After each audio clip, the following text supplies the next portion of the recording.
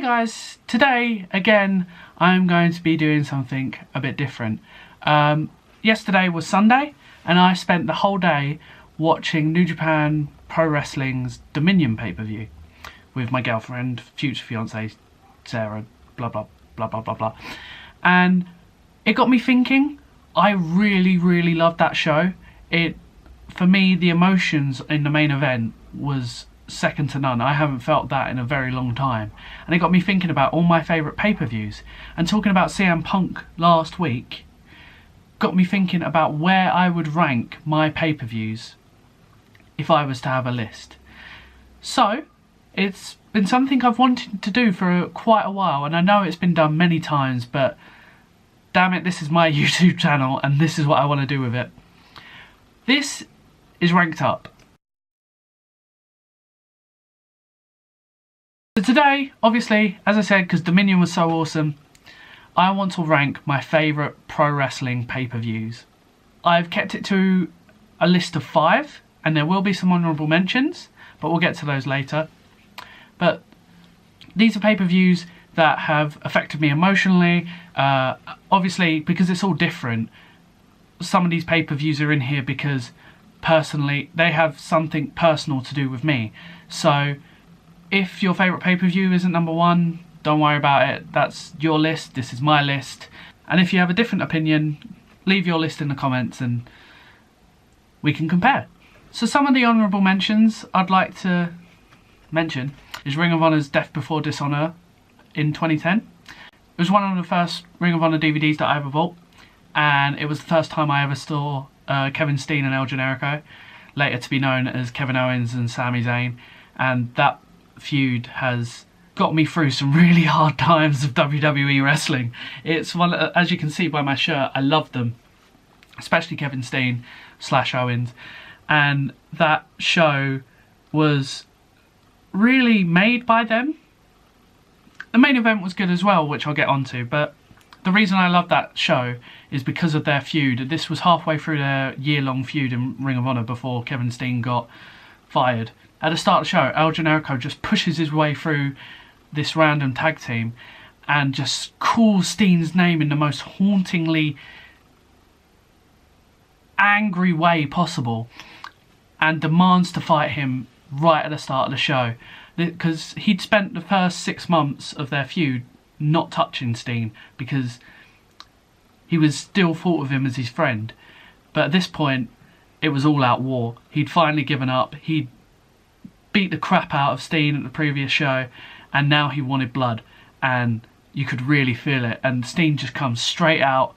Corino, who was Steen's manager at the time, Steve Corino, who's now a trainer at NXT, tried to hold him back and say, no, we'll get you later. But Steen was just like, get out of the fucking way, and got straight in the ring, and they started having their hockey ball fight like they normally do, and that was just a really cool match. It was so much fun. Then you also had the Kings of Wrestling, Chris Hero, now Cassius Ohno, and Claudio Castagnoli, now known as Cesaro, against the Briscoe brothers. I think it was a hardcore match. I can't remember, I haven't seen the DVD in ages, but I really loved that. That was another feud. Ring of Honor in 2010 was good shit. One of the big reasons that Ring of Honor was so big at that time in 2010 as well was because of tag team wrestling and because of the Briscoe brothers. And they had a great feud with like the Motor City Machine Guns, the Young Bucks, Steen and Generico, the American Wolves, all these great tag teams. But their main feud was with the Kings of Wrestling, and it was just such a great hardcore feud. I think at one point the Kings of Wrestling attacked the Briscoes' dad, and the Briscoes then proceeded to attack their valet manager girlfriend, who is actually the lady who trains all the women in NXT now. And yeah, it was just an all-out bloody brawl, and I really wish I could see the Kings of Wrestling versus the Briscoes brothers again, because that feud was amazing. That lasted like longer than a year, I think. It was amazing. And then the main event was Tyler Black, now known as Seth Rollins, versus Davey Richards for the ROH World title. And that was just a proper pure Ring of Honor main event. always struggles with me Ring of Honor main events because there's always a part of me that thinks that they go on too long and there's too many forced finishes. But this was just a classic wrestling match, the way you'd see Seth Rollins do nowadays as the Intercontinental Champion.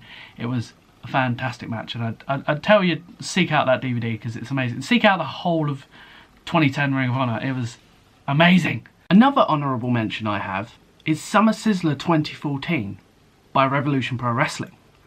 Now, I know some people might know what this is, but this is a British indie that is closely associated with New Japan Pro Wrestling. Back in 2014, I saw an advertisement for my favourite wrestler, not in WWE at the time, Kevin Steen, being advertised for a show in London. And I was like, I need to see it. And I phoned up Sarah instantly and was like, I need to go to this show. I need to see Kevin Steen. Kevin Steen, I'm desperate to see him. So we got tickets like instantly, no matches announced or anything like that. And then over the coming weeks, I would keep up to date with who was performing there. And I was kind of half into New Japan at the time. I was like somewhat watching, not really watching, but a little bit. I'd watch Wrestle Kingdom 8, but only really the main event matches. And I knew who Prince Devitt was, and I knew who Shinsuke Nakamura was. And when they got advertised, I got really excited. And then I proper started looking into them. I started looking at the Bullet Club, I started looking at Chaos, I started looking into everything and just delved deep into it. So when I went to this little show in York Hall in Bethnal Green, and I saw not only Kevin Steen, not only Shinsuke Nakamura, not only Prince Devitt, but a couple of British guys that I heard of as well, like Zack Sabre Jr. and Marty Scurll. I was so enamoured with it all. I just was like straight in and loved every second of it. And I got to meet Shinsuke, I got to shake his hand, and that was amazing. And he kind of did that Japanese shake bow thing. It was amazing. I have this picture of Kevin Owens that I got, which I'll put here. And it was literally just one of the best days of my life, and I've been going to Summer Sizzler ever since. And the matches were good as well, to be fair. I had Prince Devitt versus Adam Cole in the main event, and Bad Luck Fale came out to help Prince Devitt in the end when he was getting attacked by Marty and a couple of others. Prince Devitt also came out as Bane from The Dark Knight Rises, which was obviously the big movie at the time. Kevin Steen versus Marty Scurll was really, really fun, and I've actually got a vlog about this later in the channel, so if you want to go check that out, please do. But that has everything in it, and oh yeah, it was just so much fun. Other honourable mentions I have WrestleMania 23, which was the first DVD I bought, wrestling DVD I bought out of my own money. It has a lot of good matches. I really love John Cena versus Shawn Michaels. It's one of my favourite matches of all time. Batista vs Undertaker is really good as well, and he had the weirdness with Donald Trump in a wrestling pay-per-view as a face, teaming with Bobby Lashley. Very strange when you think about it. You also have SummerSlam 2013, which for obvious reasons with Punk and Bryan is one of my favourites, and two fucking stunning matches between Punk and Brock and Bryan and Cena. There's also Final Battle, Ring of Honor Final Battle. I can't remember what year it was off the top of my head, but that had Bryan Danielson versus Kenta and Nigel McGuinness versus Marufuji, and Kings of Wrestling versus the Briscoes, and that's a great show. You should definitely check that out. I think it was 2006 actually. That was really, really cool. Check that out. If you want to buy the DVD, it costs a lot of money, and I don't think Ring of Honor are putting it on their player, or any old stuff on their player for some strange reason, but if you can find it somewhere, check it out. It's really, really good, especially Bryan versus Kenta. Amazing. I like WrestleMania 27 because that was the first pay-per-view I ever bought and watched live. It wasn't the greatest event, which is why it don't make the list, but you know, it was fine. The reason I got back into it was because of The Rock, and that's why I wanted to watch the event. And it kind of summed up The Rock's return, where the show starts off with like what felt like an hour-long promo of The Rock just pandering and making unfunny jokes and boring the hell out of me, really. But it's The Rock, so I kind of got through it. But yeah, it's not a good show, but it's definitely an honourable mention. I'll go back and watch it. I think that's it. Now into the proper list. So we're going to start with number 5. And number 5 for me is Wrestle Kingdom 10. So the way I got into New Japan was through watching Wrestle Kingdom 8. And at this show, the main event was Shinsuke Nakamura versus Hiroshi Tanahashi for the IC title. And the way that ended up main eventing over the heavyweight title, we'll get into later. That was the show that got me into New Japan. And really, it was Shinsuke Nakamura that got me into New Japan, plus Prince Devitt, who was, I think, lower on the card against Kota Ibushi for the junior title. Then I watched a couple more. Wrestle Kingdom 9 I was way more into. The Shinsuke versus Kota Ibushi match was amazing. There was so much good stuff on that card. You know, Okada versus Tanahashi. I guess it's the second one at Wrestle Kingdom.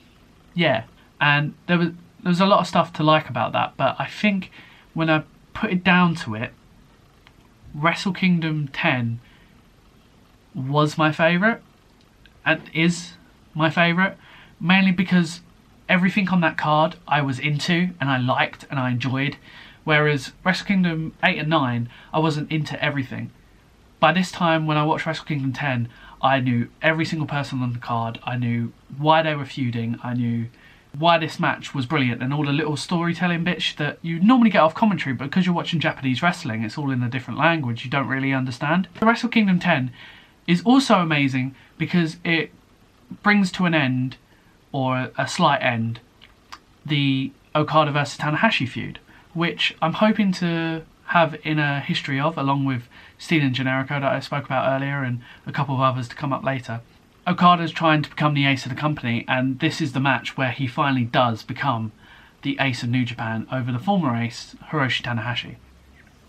And the way that match ends and all the drama that comes with it, and how it's over the main title, and how it's a feud that has long enough to breathe and has been a slow burn for so many years with so many great matches backing it up, and to live up to those expectations, I think is amazing. It also has Shinsuke Nakamura versus AJ Styles, which is really the internet's favourite match from that show, and I really like it, don't get me wrong, it's one of my favourite matches from that show. I wasn't as into it as much as I was the Kota match or the Tanahashi match of Shinsuke's that I've watched in previous Wrestle Kingdoms, but I still admire how great it was, and they struggled to live up to it in WWE, but you know, that's what happens when you leave New Japan. It also has the end of Kenny Omega's junior reign, is the beginnings of Kenny Omega and what he's become nowadays, which again I'll get into later. And it's him as a junior wrestling maybe a quicker style and a more gimmicky style. Still with the Young Bucks on the side, I think they were using hairspray and stuff like that, and they were really deep into the cleaner gimmick. And it's also the rise in that same match. He gets beat by Kushida, who is, in my opinion, the ace of the junior division at the moment. That was his first, I'd say, big title win to cement him as the guy for the junior division, and that was really cool to see. So yeah, that's my number 4, and I think for good reason. Yeah, it's definitely my favourite Wrestle Kingdom match. I like the stuff that comes after, like the rise of Kenny Omega, Tetsuya Naito, and all that other stuff, but I feel like my later pick for New Japan is the culmination of all those storylines, or the biggest storyline for me later on. So yeah, again, spoilers. WrestleMania 30. I think is very close to being one of the best, very close to being the best WrestleMania of all time. It was very close between 1 and 2 for what's number 1, because I really liked this show. This was something that I was in deep. I was living it. Once I started to get back into wrestling through CM Punk, I researched and looked up what CM Punk did before WWE, and obviously that led me to Ring of Honor. And when you look into Ring of Honor, there's only one guy that is going to be dominating all their history before 2010, and that's Bryan Danielson. So as soon as I saw him, I fell in love with him, because he's just a little guy who dominates everyone with his technical ability just because he's better than you. And that was his whole gimmick in Ring of Honor, is that you may think you can beat me, but I'm gonna keep fighting. I'm technically better, and you can't keep me down. And that's why he makes everything work, because he is just the best. And to see his storyline of like underdog, and like knowing backstage that he really was not wanted as the guy, but the connection that he had with me and everyone else in the audience pushed him into the main event of WrestleMania, because he deserved to be there. He needed to be there. There wasn't anywhere else that he was going to be. And yeah, to see that all culminate with a match against Triple H, of absolutely fantastic match, which is kind of forgotten about, I feel, because everyone thinks about the main event. But that first opening match between Triple H and Daniel Bryan is everything that you'd imagine you want from a Daniel Bryan Triple H match. And then of course you got so many little other things going on. It wasn't just Daniel Bryan's WrestleMania. You had Cesaro win the Andre Memorial, the first ever Andre Memorial Battle Royal, the armbar, in the most glorious fashion ever. When you see how he wins that Battle Royal by picking up Big Show, 7 foot, 500 pounds Big Show, over his arm and just tucking him on the floor like he's nothing. How the hell did they fuck that up? Then you also have Bray Wyatt versus John Cena. Now I know a lot of people don't like this match because Cena wins, but if you actually watch the match and the story that's going on, much like I was saying about Triple H, Cena's very good at little storyline moments in the match, and everything in that match was just played to perfection and kind of pulled on you a little bit, and I think is a really underrated match. I think if people go back and watch that, they'll really like that. Obviously the only problem with it is that John Cena won. Apart from that, if you take that out, that match is actually really fun to watch and really enjoyable. And then we come to something controversial, the streak ending. Now, I know the match wasn't good. Undertaker got a concussion early on in the match, and it kind of affected how the match went between him and Brock Lesnar. But the moment of the streak ending is just so brilliant. It's so perfect. I love every moment of that. Just the fact that they went down 1, 2, 3, and the whole crowd, like 30, 50 odd thousand people, just went dead silent. They couldn't believe it. All you hear is Heyman in the corner of the ring going, "Oh my God!" And that's all you hear. And you just don't believe it. And I didn't believe it. I would have never have thought of that in a million years. And while people think that it was maybe the wrong idea to do it, especially because they didn't have someone to beat Brock afterwards, they thought they did, but they didn't. I still stand by that. I think it was the right man at the wrong time, maybe. But then I still liked it, because everything after WrestleMania 30, Undertaker never really wrestled the same. And maybe it would have been different if he had the streak still, but I don't think it would have been. I think slowly it would have been like, eh. And then you're just giving the streak to a guy who doesn't really need it. And I think to big up Brock at that time was a really cool thing to do. It's just a shame they kind of squandered it in the end. And then of course you have the main event, which is why WrestleMania 30 is remembered, because you have the deafening silence of the streak being ended, and then literally it took Daniel Bryan 10 minutes in that match to get beaten down and the crowd to be completely on his side, totally forget what happened later in the night. If there was anyone else in that main event, it would have been dead, people would have been leaving early, it would have been quiet. But with Daniel Bryan in the main event, people were right back in there. And then when he won, when he finally got Batista to tap out to the yes lock and the whole crowd erupting, was one of the most emotional moments of me watching wrestling I've ever had. I can't remember a more emotional moment. That just, I really wanted him to win at that point, and I was almost in tears when I saw that he finally won, and he finally won the big one in the main event of WrestleMania, and that's why it's my number 3 pay-per-view. Number 3 is Money in the Bank 2011. Now, if you've seen my previous video on the history of John Cena vs CM Punk, it'll be easy to understand why this is number 3. This is just the greatest pay-per-view for me. Like, it truly got me back full on into wrestling and made me a lifelong fan of CM Punk. Everything in that main event match between CM Punk and John Cena was bang on perfect. From Vince coming out and looking like he was going to interrupt, Cena saving the day and punching out Laurinaitis, so we do this fair, Punk saying screw you and finishing the match with a GTS as soon as he gets back into the ring. the little jiving at the start between Cena and Punk and the crowd, where Punk, they start chanting "You can't wrestle" at John Cena, but Punk's like, "Me or him?" and plays with the crowd a bit. Seeing Punk's friends and family in the front row and him interacting with them was really cool. Punk's entrance as a whole that night was absolutely phenomenal. That is probably one of the best entrances in the history of wrestling, to me at least. And then you can't look past the rest of the show. The rest of the show was really, really good too. You had Christian win the world title for a second time in a nice character moment to extend the feud between him and Randy Orton, which I think is underrated and should be remembered as one of the best world title feuds in the modern era. You have Daniel Bryan winning the Money in the Bank, and pretty much this was the start of him going towards WrestleMania 30 really, and the yes chance and everything about that, and it all started here. If they didn't give him this chance right here, then none of that would have happened. And that's weird to think about. Oh, it might have happened, just not as it did, and not as perfectly as it did. The women's match is obviously something you kind of got to look past. They've done better now, but some of that stuff back then was kind of embarrassing. And they tried, bless them, but...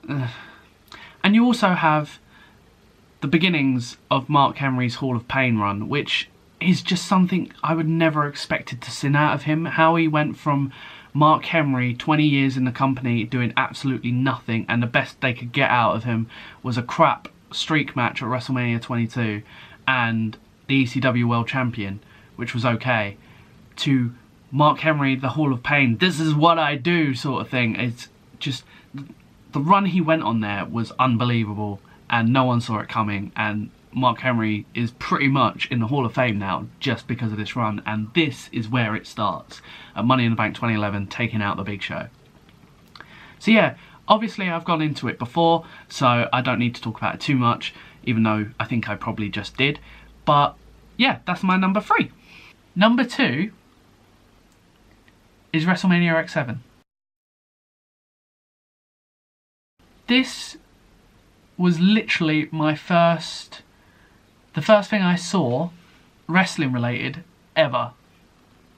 I got it on VHS back in the 90s. I just loved it, just everything about it. I loved Rock and Austin in the main event. That was probably one of the greatest WrestleMania main events in history, even if the term was a bit weird. The amazing TLC 2 that is just a car crash entertainment. You have Benoit versus Angle in a technical masterpiece. You have Eddie being Eddie. You have the women's match kind of being a bit lame, but whatever. You have Undertaker versus Triple H in an all-out brawl, but to be fair, everyone's heard it all before. WrestleMania X7 is the WrestleMania X7 of wrestling pay-per-views. Everyone knows how good it is, and everyone knows why they love it. Every wrestling fan loves it. So I don't really need to talk about that, but that's my number 2. Now, controversially, especially because it's only just happened, my number 1 at this point in time, and I will say with this series, I might go back over subjects and change positions on where things go, so this may in future go a bit lower than X7. But Dominion 2018 is probably my favourite pay-per-view of all time at this point.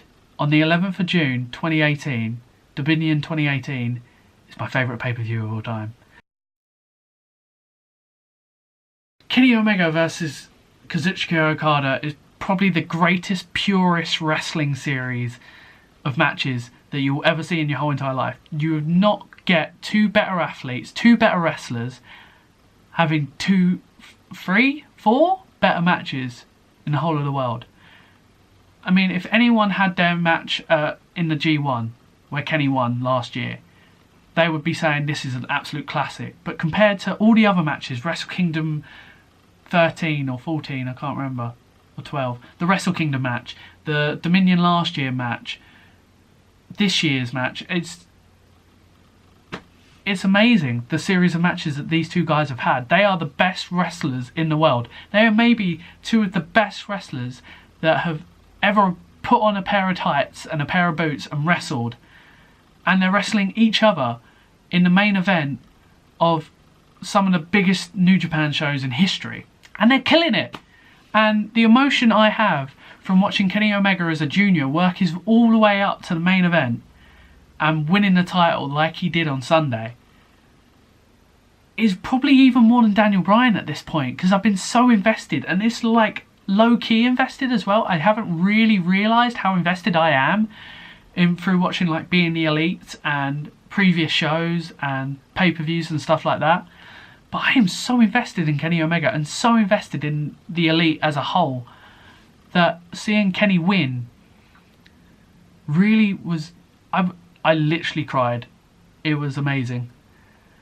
And to do it with such great wrestling matches, with such 5-star classics, is out of this world. And I'm going to stop talking about it because I'm pretty sure I'm going to be talking about it for the rest of my life.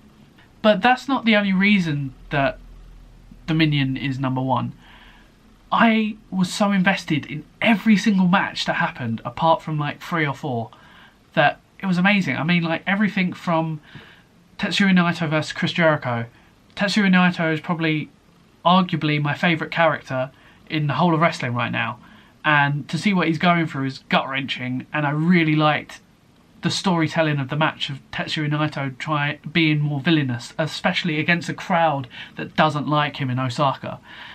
Plus Chris Jericho, a 47-year-old man, having his hands in every bowl and winning the IC title, which arguably in WWE is his belt, and winning it in Japan is just crazy. Even going all the way to Suzuki Gun versus Ishii and Yano, which is nothing but a throwaway match, but because Zack Sabre Jr. and Suzuki and Ishii are in that match, I am so invested and so looking forward to seeing Suzuki and Ishii beat the ever loving shit out of each other, and Suzuki to just... and Sabre just to pretzel people up, including Toru Yano, who's going to fuck around with him. And that little spot where Yano went for the low blow and Sabre caught him with his legs and then spun him round into a submission to end it is the best kind of wrestling you could ever want. That's like main event, fun, perfect ending wrestling. And it was like the 3rd match on the show. Then you have the Young Bucks winning the tag titles, the heavyweight tag titles that they've wanted for like the last 5 years and been talking about for the last 5 years, to finally win that. You have Ospreay versus Hiromu, who has slowly, underratedly become the new ace of the junior division, and will lead to a fantastic, I promise you, a fantastic match at the next Wrestle Kingdom between him and Kushida to see who becomes the ace, who is the true ace. And Ospreay just killing himself time after time after time because he wants to prove that he is the best, and that passion that he has for it is something else. And I'm running out of battery on my camera, so I can't talk about how amazing Dominion is too much. But if you haven't seen it yet, go on New Japan World and seek it out, because every match is 5 stars classic, and it is at this point in time my favourite pay-per-view of all time. I hope you enjoyed. Obviously, as I said before, everyone's opinions are different. So if you have a different opinion for me, let me know about it, but don't be a dick about it. And I hope you enjoyed. If not, this was fun and I enjoyed it. So bye. And I'll be doing this again soon.